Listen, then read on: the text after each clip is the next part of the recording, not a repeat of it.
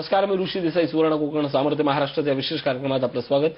आज आपण बोलणार आहोत सुवर्ण कोकणचे संस्थापक अध्यक्ष सतीश परब. सर स्वागत. सगळ्यात महत्त्वाचं म्हणजे आज कार्यशाळा होते, भांडूप येथे कार्यशाळा आहे. भांडूप महावीर सभागृह, टँक रोड, मिनीलँड समोर शंकर मंदिर शेजारी असा ऍड्रेस आहे. संध्याकाळी दुपारी कार्यशाळा होते. भांडूप खरं तर मिनी कोकण असं ज्याला म्हटलं जातं किंवा सगळ्या कोकणाचं चित्र आहे भांडूपमध्ये आणि तिथे पहिल्यांदाच कार्यशाळा होते. काय सांगाल? खूप एवढा जबरदस्त रिस्पॉन्स आहे. म्हणजे तुम्हाला माहिती हे डिक्लेअर केली अचानक, म्हणजे दोन दिवसापूर्वीच ते फायनल झाले की असं असं घ्यायचं. आणि ज्या पद्धतीत लोकांचे फोन यायला लागले, जसं का लोक वाटच बघत होते कधी एकदा भांडूपला कार्यशाळा होते आणि आपण येतो.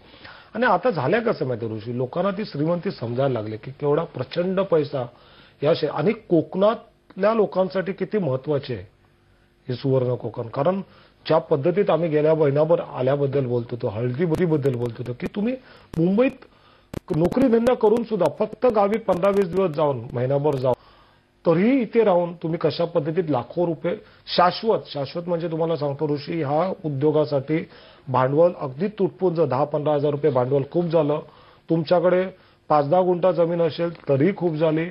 कुठलंही नांगरणी वगैरे मोठ्या प्रमाणात करायची गरज नाही, कुठल्याही प्रकारची खतांची गरज नाहीये, किंवा तुम्हाला कुठलं तरी राखण केली पाहिजे, बाबा डुक्कर येऊन खातील किंवा कोणतरी जनावरं बाकीचे हे करतील, कोण चोरून येईल असाही प्रकार नाही.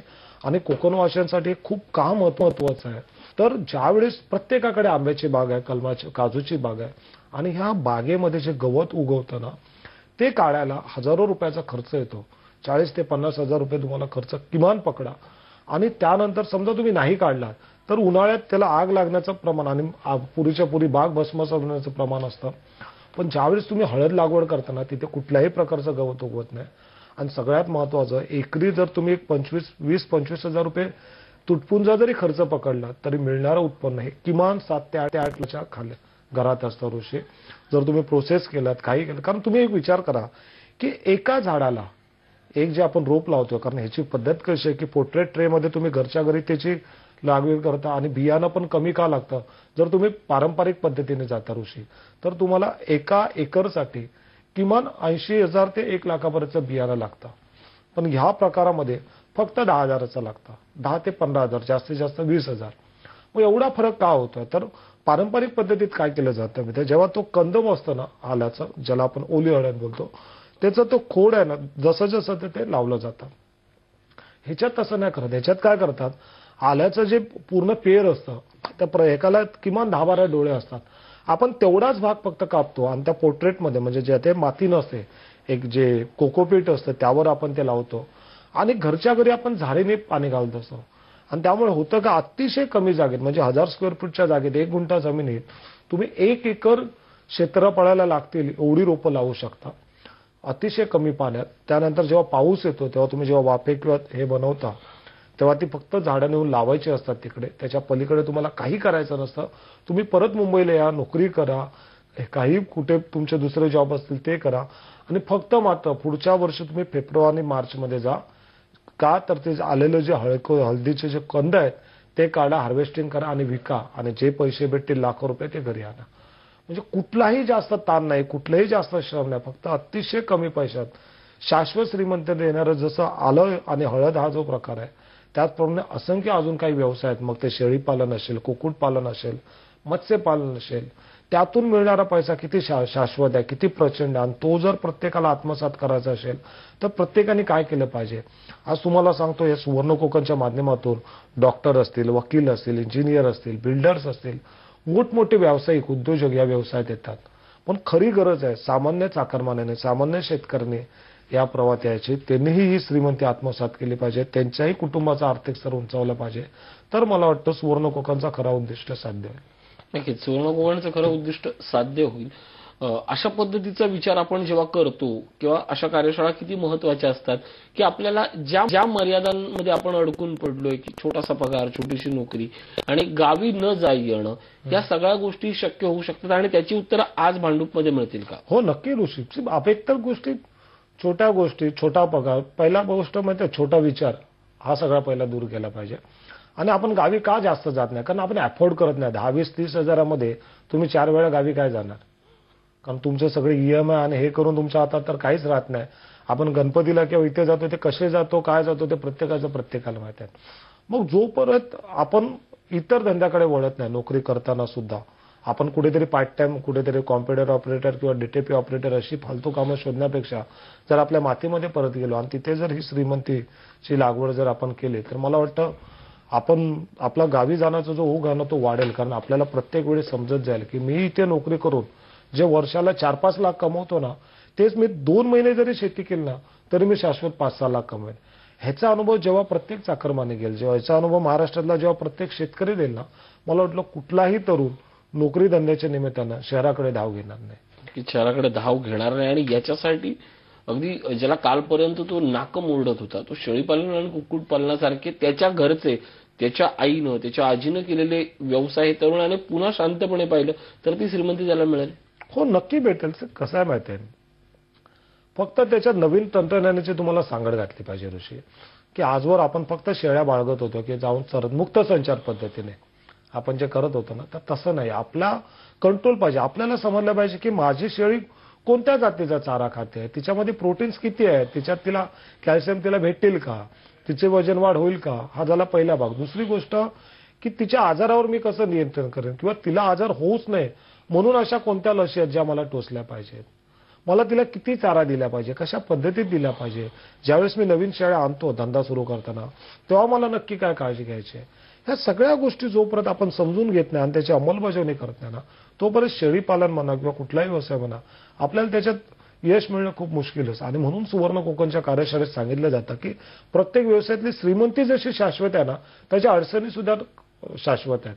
पण त्या अडचणींचा सामना कसा करायचा आणि त्या अडचणींवर मात करून यशस्वी कसं व्हायचं, हे सगळे फॉर्म्युले या सुवर्ण कोकणच्या कार्यशाळेत, जसे आता आज भांडुपला आहे, त्यानंतर उद्या आम्ही परभणी इथे आहोत आणि सगळ्यात महत्वाचं आम्ही इंदापूरला रविवारीची कार्यशाळा आहे. ती खूप महत्वाची कारण तिथे विशेष प्रशिक्षण आहे. म्हणजे शेळीपालन आणि कुक्कुटपालनावरती विस्तृत मार्गदर्शन आहे. कशी कोंबड्यांची अंडी विकणं, म्हणजे अंड्यासाठी जरी तुम्ही 200 कोंबड्या बाळगल्यात तरी तुम्हाला दरमहा शाश्वत म्हणजे दिवसातून 1 तास काम करायचं, 1 ते 1.5 तास, तरीही तुम्ही शाश्वत 30-40 हजार फक्त कोंबड्या बाळगून कसे कमवाल हे जर शिकायचं असेल ना, तर मला वाटतं शेळीपालनाचे जे विशेष सत्र असतात जिथे डॉक्टर आपशिंगे स्वतः असतात ते प्रत्येकाने तिथे उपस्थित राहिलं पाहिजे. त्यातले श्रीमंत पद्धतीत कोंबडीला 4 पोटं असतात, मांस विक्रीसाठी कोणती कोंबडी, गावठी कोंबड्यांच्या जाती कोणत्या, गावठी कोंबड्यांचे संगोपन कसं करायचं, म्हणजे बोलताना अतिशय छोटे छोटे बारकावे खूप छान पद्धतीने उलगडून दाखवले जातात. अतिशय छोटे छोटे बारकावे छान पद्धतीने उलगडले जाणार. पण मुंबईवासियांना माझं आवाहन असेल की या नक्की, आज भांडुपला कार्यशाळा आहे, अगदी महावीर सभागृह, टँक रोड, मिनी लँड समोर, शंकर मंदिर शेजारी आपल्या जवळचा पत्ता आहे. पण आज एका दिवसात तुमचं आयुष्य बदलेल. नक्की सहभागी व्हा. स्क्रीनवर दिसणाऱ्या नंबरशी संपर्क साधा आणि आपला प्रवेश नक्की नोंदवा. एक छोटासा ब्रेक घेतोय. पाहत राहा सुवर्ण कोकण सामर्थ्य महाराष्ट्राचे.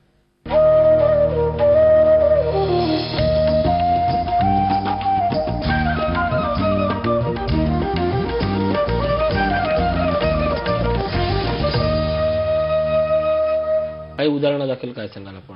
नक्की ऋषी. आता बघा ना, आमच्याकडे मंगेश पाटील आहे, नोकरी करणारा, म्हणजे गेली 10 वर्ष तो फक्त नाईट शिफ्ट करतो. 12 तास नोकरी करून ह्या मुलांनी सुवर्ण कोकणच्या एका कार्यशाळेत आला काय, तिथे देशी गायीबद्दल समजून काय घेतलं.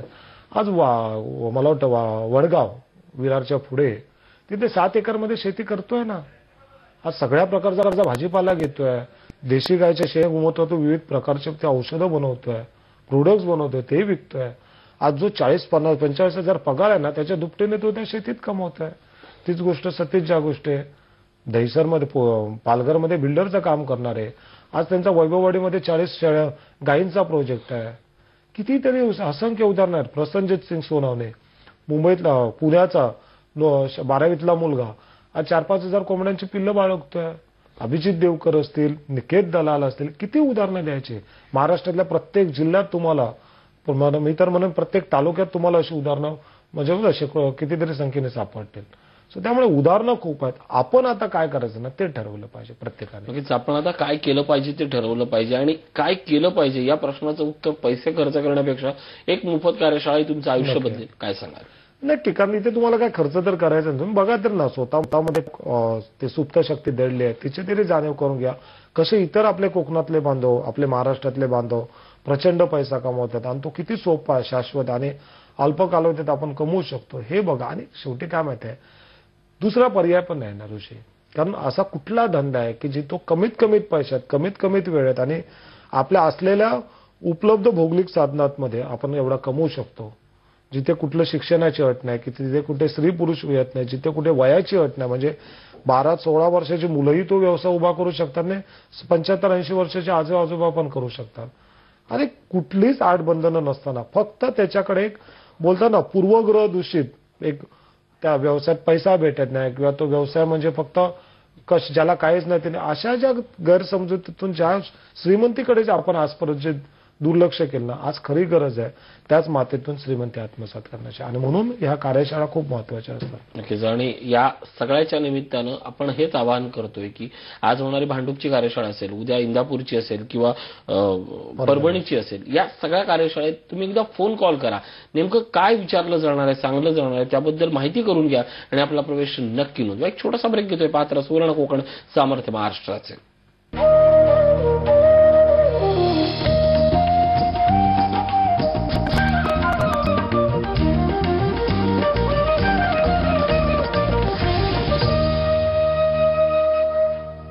ब्रेकनंतर स्वागत. आपण बोलतोय सतीश परब यांच्यासोबत. खरं तर आजची कार्यशाळा असेल, उद्याची कार्यशाळा असेल किंवा या सगळ्या कार्यशाळा आता सुरूच राहणार आहेत, पण या प्रत्येक कार्यशाळेतनं खूप काही शिकायला मिळतंय. अनेक तरुण उभे राहत आहेत.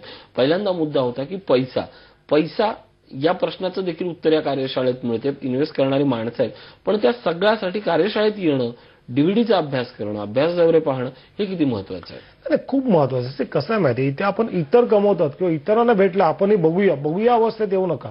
ज्याला खरोखरच बोलताना ती चीड असेल, राग असेल गरिबीबद्दल आणि तो कंटाळला, आता मला कुठेतरी चांगलं जीवन जगायचं आहे, मलाही श्रीमंत माणूस म्हणून स्वाभिमानाने जगायचं, माझ्या कुटुंबाला दिवस जगायचे, अशाच लोकांसाठी हे क्षेत्र आहे, बोलताना प्लॅटफॉर्म आहे, व्यासपीठ आहे.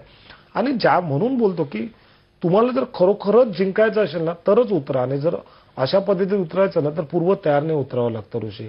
एखादी कार्यशाळा किंवा एखादं कोणतं तरी लेक्चर ऐकणं आणि मग आपण श्रीमंत होणं असं नाही, तर मनाचा निर्धार करावा लागतो. तुम्हाला एक पण करावं लागतं की नाही मला ह्या व्यवसायात उतरायचं. मग तुम्ही कुठलाही व्यवसाय निवडा, तुम्ही शेळीपालन निवडा, तुम्ही हळद लागवड निवडा, मत्स्यपालन असेल, गोपालन असेल, जो तुम्हाला योग्य वाटतो, कमीत कमीत वेळेत कमीत कमीत पैशात तुम्हाला श्रीमंत करू शकेल असा तुम्ही व्यवसाय निवडा.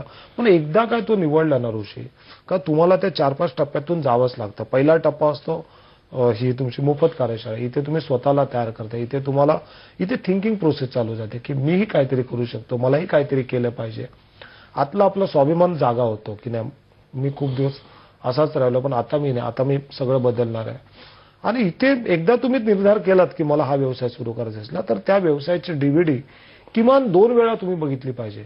मग ती शेळीपालन असो, मत्स्यपालन किंवा कुठल्याही विषयाची 2 वेळा ती डीव्हीडी भेटल्याने काय होतं माहिती ऋषी, तुम्ही टेक्निकली खूप साऊंड होता. तुम्हाला छोटे छोटे बारकावे, छोट्या छोट्या अडचणी त्यातल्या समजतात. कसं श्रीमंत होण्यासाठी शेळीपालन करायचं असतं, कसं शाश्वत श्रीमंती मिळवण्यासाठी कुक्कुटपालन करायचं, हळद लागवड काय, सगळ्या गोष्टींच्या डीव्हीडी आहेत त्या तुम्ही 2 वेळा बघा. तुमच्या मनातले डाऊट्स खूप दूर होतील. तुम्हाला 70 ते 80% तुमच्या सगळ्या प्रश्नांची उत्तरं भेटतील. आणि जी काय 10-20% उत्तरं तुमचे प्रश्न शिल्लक राहतील ना ते विशेष प्रशिक्षण, जसं उद्या इंदापूरला आहे शेळीपालन आणि कुक्कुटपालन विषयावर, ते 3-3 तासाचा तो एक पूर्ण एका विषयाचा अभ्यास असतो, तो करा. तिथे तुमच्या मनातले सगळे शंका कुशंका सगळे डाऊट सगळे निघून जातील, सगळे न्यूनगंड निघून जातील. आणि तुम्हाला बोलताना टेक्निकली साऊंड ऑन प्रत्येक गोष्टीचं शास्त्रोक्त बोलताना तुम्हाला प्रशिक्षण भेटेल. आणि त्यानंतर सगळ्यात महत्वाची गोष्ट जी 4थी स्टेप म्हटली जाते की तुम्ही अभ्यास दौऱ्यात द्या, कुठेतरी साईट व्हिजिट करा, प्रत्यक्ष त्या फार्मला भेट द्या, प्रत्यक्ष अनुभव द्या. कशी शेळी असते, कसे तिचे दातावरून तिचं वय ओळखायचं, कसं तिला लस द्यायची, कोणता मासा कोणत्या तळ्यामध्ये राहतो, कुठच्या माशातून आपण भरमसाठ पैसा मिळवू शकतो, देशी गाईचं काय महत्व आहे शेतीपूरक धंद्यामध्ये. आणि अभ्यास दौरा आपल्याला खूप कणखर बनवतो, आपल्याला आपला आत्मविश्वास खूप दुणावतो. आणि मग तुम्ही शिलदार मीटिंगमध्ये तुम्हाला जी काय अडचण असेल, तुम्हाला जी काय मदत हवी असेल ती तिथे केली जाईल. आणि असा उद्योजक उभा राहतो.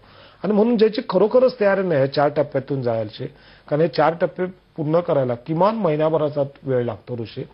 आणि ज्याची ह्या महिन्याभर शिकण्याची वृत्ती असेल, म्हणजे महिन्याभर म्हणजे रोज सकाळी उठून तुम्हाला शिकायचं नाहीये, तर जे काही तुम्हाला 4 प्रोजेक्ट दिले जातात, साईट व्हिजिट असते, डीव्हीडी असते किंवा जे तुम्ही घरच्या घरी सुद्धा करू शकता. पण तुम्हाला जर शिकायची तुमची वृत्ती असेल, तुम्हाला खरोखरच जर आतमधून आग लागली असेल ना तरच तुम्ही या व्यवसायात पडा, अन्यथा बोलता ना कुठचाही ह्याचं काम नाही येते साधारण माणसाचं, कारण उद्योजक होणं हेच मोठे बोलताना एक मोठा निर्धार आपला करावा लागतो. नक्कीच हाच खऱ्या अर्थाने निर्धार असतो जो आपल्या प्रत्येकासाठी आम्ही करत असतो. सतीश परब सर तुमच्यासाठी करत असतात आणि या सगळ्यात आपण प्रवाहात सामील होऊया. आज कार्यशाळा होते भांडूपमध्ये, उद्या परभणी आणि इंदापूर येथे कार्यशाळा आहे. या सगळ्या कार्यशाळेसंदर्भात माहिती जाणून घ्यायची असेल तर स्क्रीनवर जो फोन नंबर आहे त्याचा संपर्क साधा आणि आपला प्रवेश नक्की नोंदवा. परब या ठिकाणी आलात, खूप सुंदर मार्गदर्शन केलं, आभार.